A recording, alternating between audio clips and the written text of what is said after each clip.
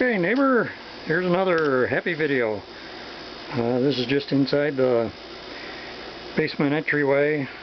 There's that furnace and hot water tank I haven't gotten to yet, other than to price the heat exchanger. It's almost $300. More on that later. This is all heat run pipe and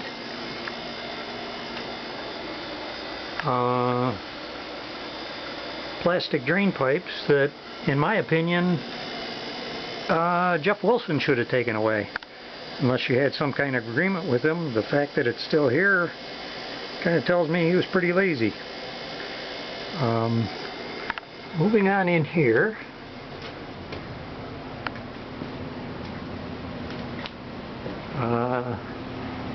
there's the hot water tank, and I got the piping changed so that the cold goes in the cold and the hot comes out the hot.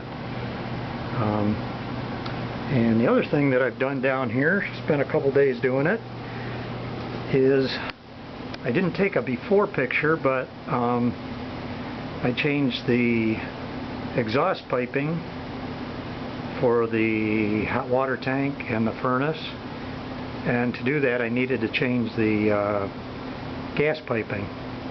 And the reason for that is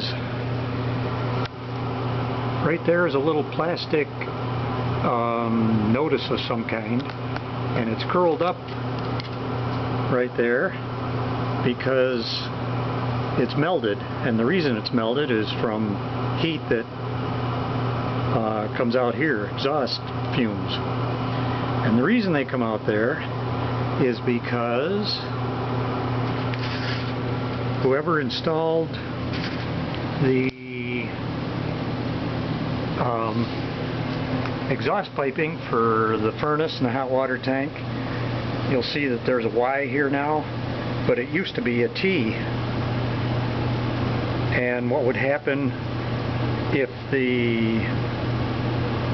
when the furnace would come on, if there was hot air, hot exhaust from the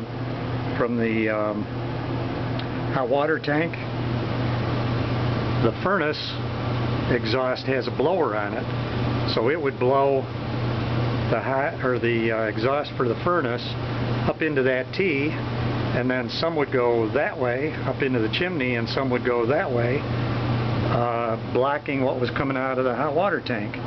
So the only place where it could go from the hot water tank is out that little out this hood. It would come, you know, flowing out here, including that area over there that melted that notice. So that Y right there, installing that is what drove everything. And the way everything was down here, there was a gas line that came over and over and over and down and over and everything, and now everything's nice and straight, comes where it's supposed to come from. I straightened that out. It was at a crooked angle. There was a piece of tin stuck in that chimney that didn't need to be there, and that's out in the trash pile. The furnace is running. It's cooling down. Should stop pretty soon.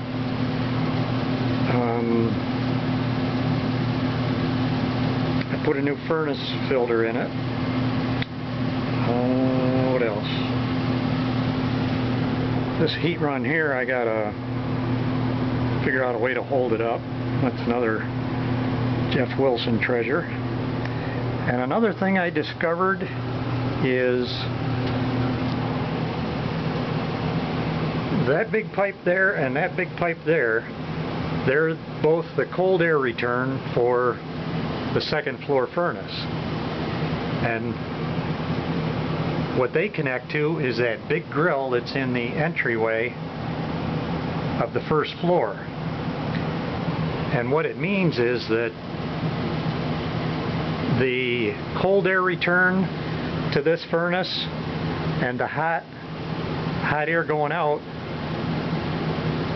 they're not at all connected. What it should be is a loop where the hot air goes up into the apartment, and then the cold air from the floor of the apartment loops back down through the cold air return and just keeps on going like that. But because you have that fire door up there that's well sealed and everything is well sealed, you have your return air coming from an area that has absolutely nothing to do with where the hot air is going to. And my suggestion is that it get fixed while you've still got walls open upstairs.